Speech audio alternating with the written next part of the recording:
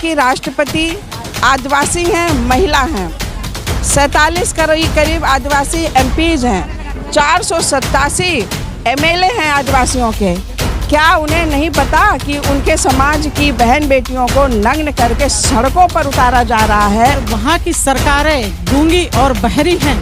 बहुजन समाज के जो नेता हैं, हम तो ऐसे नेताओं से ये कहना चाहती हूँ कि अगर तुम सरकारों में ठीक से काम नहीं कर पा रहे हो तो कम से कम इस्तीफा दे दो या चूड़ियाँ पहन करके अपने घरों में बैठ जाओ।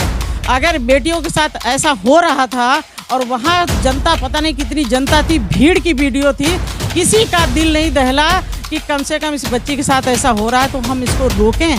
हम लोग अपने भारतीय समन्वय संगठन की लक्ष्य की तरफ से ये आह्वान करते हैं कि इस देश के जो बहुजन समाज के लोग हैं कि आप लोग जागिए, आप लोग चेतिए, आप लोग इकट्ठा होइए। अगर अभी नहीं जागे, अभी नहीं चेते और अभी नहीं इकट्ठा हुए तो बहुत देर हो जाएगी। ये आक्रोश प्रदर्शन जो है ये सरकारों को इस चेतावनी है कि हम अब बहन बेटियां जो हैं, महिलाएं हैं, वो अब चुप नहीं बैठेंगी।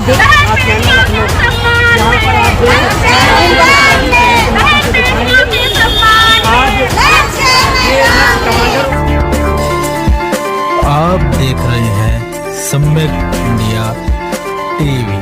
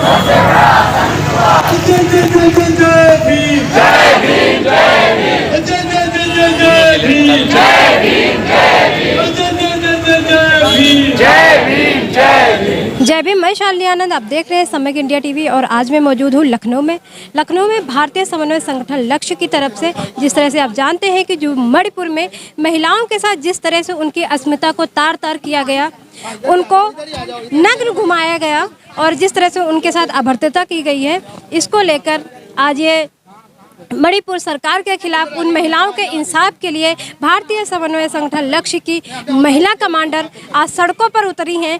क्योंकि जिस तरह से पूरे देश में महिलाओं की स्थिति है उसको बयां करती मणिपुर सरकार आज फेल होती नज़र आ रही है। इसी पर भारतीय समन्वय संगठन लक्ष्य की पूरी महिला कमांडर आज आक्रोश प्रदर्शन निकाला। मैं बात करना चाहूँगी कमांडरों से और जानती हूँ कि उन्होंने आज जो ये प्रदर्शन किया है उसका मेन कारण क्या है। क्या नाम है आपका?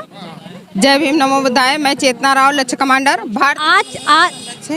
आज जो इस तरह से आपने एक विशाल आक्रोश प्रदर्शन किया है, ये क्या जताना चाह रही है? आखिर क्या पर्पज है आपका ये प्रदर्शन करने का?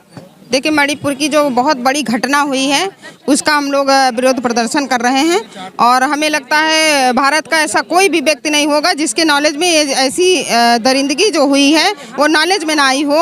और मैं ये सरकार से, अपने समाज से ये भी कहना चाहती हूँ कि किसी गांव में अगर सैकड़ों की संख्या में, हजारों की संख्या में अगर दरिंदगी घुस जाएं और वहाँ इस तरह की दरिंदगी करें, वहाँ बहन बेटियों को नंगा करें, वहाँ सामूहिक बलात्कार करें, तो इसका मतलब क्या समझा जाए? इसका मतलब ये समझा जाए कि यहाँ कहीं ना कहीं सरकार की रजामंदी रही है। ऐसे सैकड़ों संख्याओं में गांव में कैसे लोग घुस जाएंगे? मैं ये सबसे जानना चाहती हूँ कि किसी भी गांव में और वहाँ का नेटवर्क एकदम बंद कर देना, ये कहीं ना कहीं शक के दायरे में लगता है कि हमें साजिश के उसमें रचा जा रहा है। आज वहाँ रचा है, कल और कहीं रचेंगे और परसों यहाँ रचेंगे, तो अब ये दरिंदगी हम बर्दाश्त नहीं करेंगे।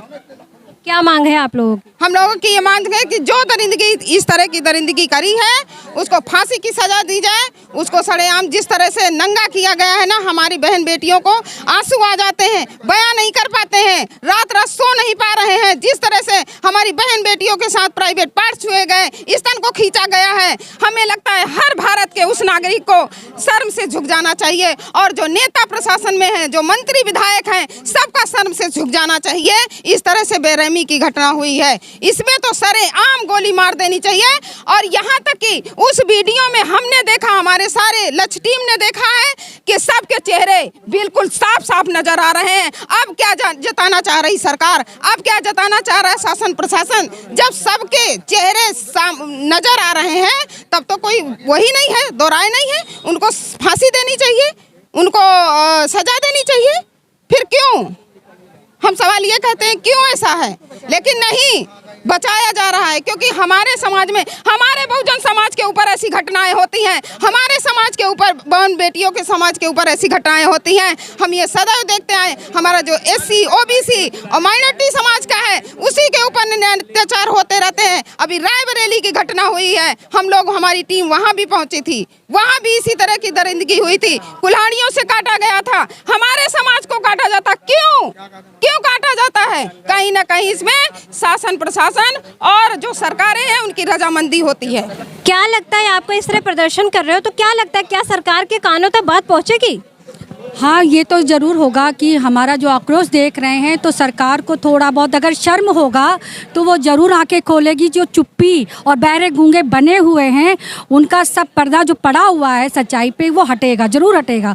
और अभी आज है, कल को इससे ज़्यादा भी होगा और हम ज़रूर करेंगे, हम इससे बड़ा भी आक्रोश और प्रदर्शन करेंगे। हमारे साथ संगमित्रा गौतम जी हैं, जो लक्ष्य कमांडर हैं।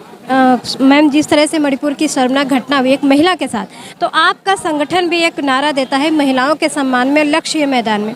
तो क्या लगता है कि किस तरह से महिलाओं के सम्मान को बरकरार रखा जाए पूरे देश में? क्योंकि प्रदेश की सरकारें हो चाहे देश की सरकार हो, महिलाओं के, उनके सम्मान को, उनके आबरू को जिस तरह से लूटी जा रही है गलियों में, मोहल्लों में, रोडों पर, चौक में, तो क्या लगता है कि किस तरह से बचाया जाएगा? देखिए, किस तरह से महिलाएं सुरक्षित हैं? ये बहुत दुखद है कि भारत में महिलाओं के साथ में उत्पीड़न और अत्याचार होता है, लेकिन ये भी एक गौर करने की बात है कि आज इतना बड़ा लखनऊ के आशियाना में प्रोटेस्ट किया गया, क्या उसमें दूसरी जाति की महिलाएं शामिल थीं? ये सोचने वाली बात है। भारत की आधी आबादी, उनको भी डिवाइड किया गया। ये जाति का नाम का जो ये जहर है ये बोया जा रहा है। और मणिपुर में जो घटना हुई वो 4 मई की थी, इंटरनेट बंद था और LID, CID, क्या किसी को पता नहीं होगा? इतना मतलब लापरवाह बयान वहाँ के मुख्यमंत्री के द्वारा कि ये तो हो रहा है, बहुत दिनों से हो रहा है, ये तो एक घटना नहीं है। ये क्या प्रकट करता है? तो मैं ये कहूँगी अपने लोगों से, बहुजन समाज के लोगों से, कि जैसे कि कांशीराम साहब कहते थे कि जो समाज हुक्मरान होता है, जो समाज सत्ता में है, शासन में है, उस समाज की बहन बेटियों के साथ में ऐसी हरकतें, ऐसी घटनाएं नहीं होती हैं। तो इसलिए सामाजिक रूप से संगठित होइए। और ये लड़ाई राजपाट की भी है। हम लोग जब तक प्रदेशों में, केंद्र की सरकारों में बहुजन समाज का बहुजन समाज जब तक सत्तासीन नहीं हो जाता है, तब तक ये घटनाएं ऐसी ही अनवरत होती रहेंगी। और दुख की तो ये बात है कि जो नेता रिजर्व सीट के हैं, मैं बार बार कहती हूँ कि 131 मेंबर ऑफ पार्लियामेंट हैं और अगर 50 भी MPs इकट्ठे हो जाएं तो सरकार गिर सकती है। और ये ऐसा नहीं करते हैं। ये पूना पैक्ट से निकले हुए ये चमचे हैं जो कांशीराम साहब ने लिखा है चमचा युग, उसमें तरह तरह की वैरायटी हैं चमचों की, उनमें के ये निकले हुए हैं। आज अभी तक किसी भी नेता का कोई बयान नहीं आया। भारत की राष्ट्रपति आदिवासी हैं, महिला हैं, 47 करीब आदिवासी MPs हैं, 487 MLA हैं आदिवासियों के। क्या उन्हें नहीं पता कि उनके समाज की बहन बेटियों को नग्न करके सड़कों पर उतारा जा रहा है, उनके अंगों के साथ में छेड़खानी होती है। ये जिन्होंने ये कृत्य किया या करवाया, प्रशासन सामने रहा, वो देख रहा है मूक बना, बल्कि प्रशासन ने, पुलिस ने उन दरिंदों के हवाले उन बहनों को, उन बेटियों को किया। बोलिए तो कितनी खतरनाक ये घटना है। मैं सुनती हूँ, मैं देखती हूँ तो मेरे रोंगटे खड़े हो जाते हैं। और 3 मई से आज तक वहाँ पे तांडव मचा हुआ है और अभी तक किसी भी नेता का कोई बयान नहीं आया है। खासकर जो बहुजन समाज के नेता हैं, उनका किसी का बयान नहीं आया है। क्या महिला पार्लियामेंट में नहीं है? क्या महिलाएं असेंबली में नहीं हैं? उनकी संवेदना कहाँ मर गई? महिला आयोग कहाँ चला गया? मानवाधिकार कहाँ चला गया? तो ये जाति की लड़ाई है और सब लोग ये सुनिए, समझिए कि जब तक हमारा समाज हुक्मरान नहीं होगा, ऐसी घटनाओं की पुनरावृत्ति होती रहेगी। और ये भारतीय समन्वय संगठन लक्ष्य ऐसी घटनाओं का पुरजोर विरोध करता है। वो हमारी बहनें हैं, वो बेटियां हैं, हम हमेशा उनके साथ में खड़े हैं जिनके साथ में जुल्म और अत्याचार होता है। और हमारे साथ मौजूद हैं रेखा आर्या जी, जो लक्ष्य कमांडर हैं। मैं उन्हीं से जानती हूँ कि आज जिन्होंने एक विशाल आक्रोश प्रदर्शन किया है, आखिर उनको ये प्रदर्शन करने का क्या कारण था। तो मैम, स्वागत है आपका हमारे चैनल पर। पहले तो आपका बहुत बहुत धन्यवाद। सभी को जय भीम। ये जो मणिपुर की घटना, इतनी दर्दनाक घटना है, इतनी जो मानवीय घटना है, जो वहाँ पे जो बेटियों के साथ बलात्कार करके और जेसीबी से खुदवा करके वहाँ बेटियां दफना दी गईं और 2 बेटियों को उनके कपड़े उतार करके निर्वंश उनको जो है सड़कों पे उनको घुमाया गया और उनके प्राइवेट पार्ट में हाथ लगाया गया। सोशल मीडिया से जब ये वीडियो वायरल हुई है, इस वीडियो को देख करके मन में ये था कि अगर ये कायदा कानून इस तरीके से, ये कानून हमें अगर इजाज़त देता तो हम ऐसे अपराधियों को गोली मार देते, पर ऐसा है नहीं। पर वहाँ की सरकारें गूंगी और बहरी हैं। बहुजन समाज के जो नेता हैं, हम तो ऐसे नेताओं से ये कहना चाहती हूँ कि अगर तुम सरकारों में ठीक से काम नहीं कर पा रहे हो तो कम से कम इस्तीफा दे दो या चूड़ियाँ पहन करके अपने घरों में बैठ जाओ। अगर बेटियों के साथ ऐसा हो रहा था और वहाँ जनता, पता नहीं कितनी जनता थी, भीड़ की वीडियो थी, किसी का दिल नहीं दहला कि कम से कम इस बच्ची के साथ ऐसा हो रहा है तो हम इसको रोकें कि भाई इसके एक अंगोछा ही कम से कम शरीर में बांध दिया जाए। पर किसी ने ऐसा नहीं करा।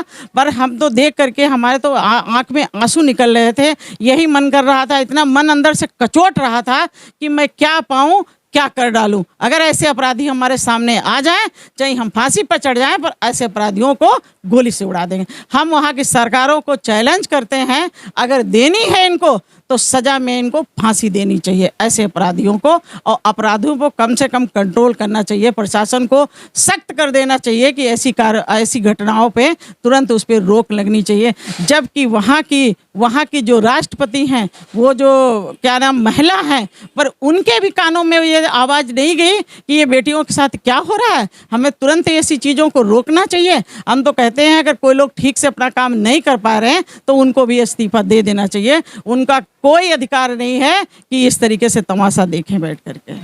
सैकड़ों की भीड़ में उन महिलाओं के साथ जिस तरह से अभद्रता की गई, क्या ऐसी मानसिकता आखिर इन लोगों के, जो पुरुषत्वात्मक समाज है हमारा, तो क्या लगता है कि पुरुषों के दिमाग में ऐसी मानसिकता आती ही क्यों है? क्योंकि उनके घर में भी तो बहन बेटियां हैं, तो ऐसी हिम्मत कहाँ से मिलती है उनको?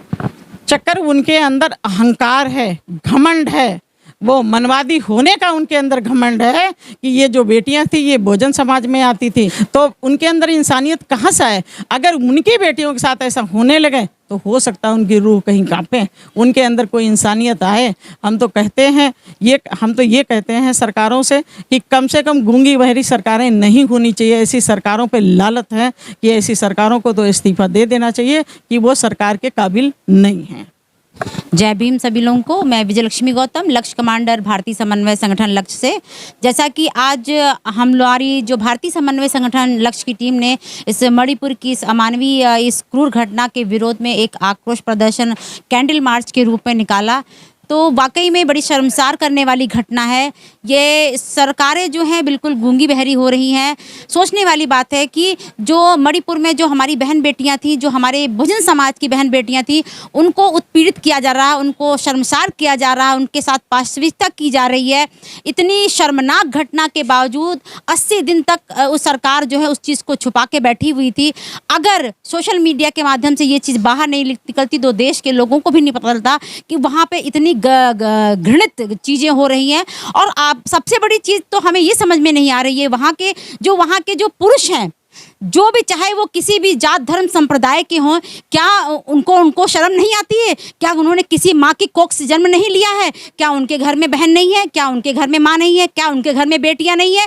उनके अंदर ये अभद्रता करने की हिम्मत कहाँ से आ गई? वो जन्मे तो उसी कोख से हैं जिस कोख को वो अपमानित कर रहे थे।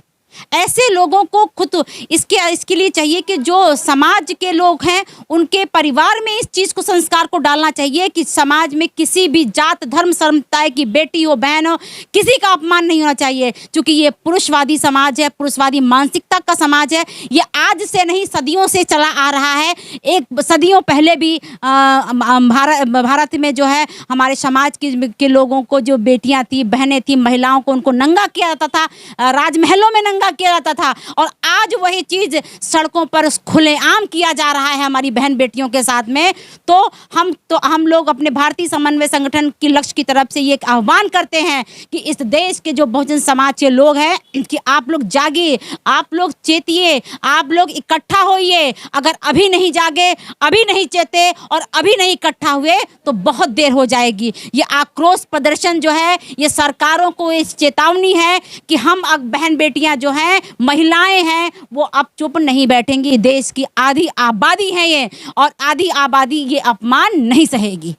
जिस तरह से इस अमानवीय घटना पर देश और राजनीतिक दल, मीडिया आज खामोश है, क्या लगता है ये बहुजन समाज की महिलाओं के साथ इतनी अभद्रता हुई, ऐसी शर्मनाक घटना हुई है, क्या ऐसी घटना अगर सवर्ण समाज की महिलाओं के साथ हुआ होता तो क्या इस तरह से मीडिया और सरकारें, राजनीतिक दल, सामाजिक संगठन महिलाओं की इस तरह से खामोश रहता? जैसा कि कहा जाता है कि मीडिया चौथा स्तंभ है, पर मुझे मतलब बड़ा दुख हो रहा है कहते हुए कि जो मेन स्ट्रीम मीडिया है वो बिल्कुल बिकाऊ मीडिया है, बहुत लालची मीडिया है। और वो कभी भी हमारे बहुजन समाज की जो घटनाएं होती हैं, उनके ऊपर जो शोषण हो रहा है, जाति हो रही है, जो अत्याचार हो रहा है, उनको वो दिखा नहीं रहा है।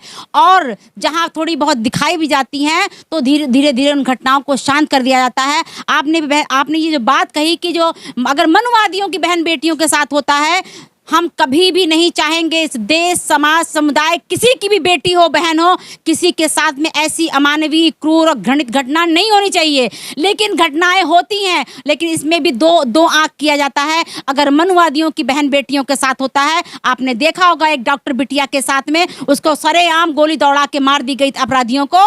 लेकिन हमारे समाज की भी मनीषा बेटी के साथ कितनी जघन्य घटना घटी थी। क्या उनको फांसी दी गई? क्या उनके हत्यारों को पकड़ा गया? नहीं किया गया। बल्कि जो हत्यारे थे, जो उन्होंने इसके साथ बलात्कार किया था, वहाँ की जो कुछ सरकारें थी, वहाँ की सरकारों के लोग थे, और जो उन्हीं जो 15% के जो लोग हैं, जो दबंग टाइप के हैं, वो उन लोगों ने उनकी मदद भी, उनको बचाने का प्रयास किया।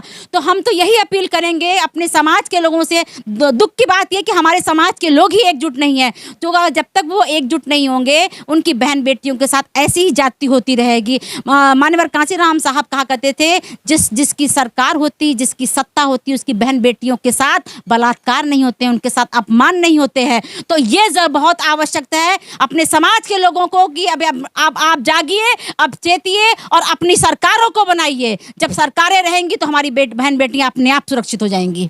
बिल्कुल सही कहा विजय लक्ष्मी जी आपने कि महिलाएं, अगर आपको अपनी आबरू, अपनी इज्जत बचानी है, आपको अपने सम्मान के लिए, आत्मसम्मान के लिए अगर लड़ना है, तो आप ही को खुद आवाज़ बनना पड़ेगा। क्योंकि ये सामाजिक संगठन, सामाजिक लोग, राजनीतिक दलों के लोग, ये सरकारें, ये मीडिया आपके लिए आवाज़ उठाने नहीं आएंगे। आपको अपना हथियार खुद बनाना पड़ेगा। इसके लिए आपको खुद आगे आना पड़ेगा। अपने न्याय के लिए गुहार खुद लगानी पड़ेगी। जिस तरह से इन महिलाओं ने आज आक्रोशित प्रदर्शन किया, सड़कों पे निकलकर, खुद अपने घरों से निकलकर ये एक बहुजन समाज की महिलाओं के सम्मान में आज आवाज़ उठाई है। देखते हैं कि सरकारों के कानों तक ये बात पहुंचती है, और पहुंचती है तो कितना एक्शन लेते हैं इस पर, और उस महिलाओं के सम्मान में उनको कहां तक न्याय मिलता है, देखने वाली बात रहेगी। बने रहिए हमारे साथ, देखते रहिए सम्यक इंडिया टीवी। शालिनी को दीजिए इजाज़त। जय भीम।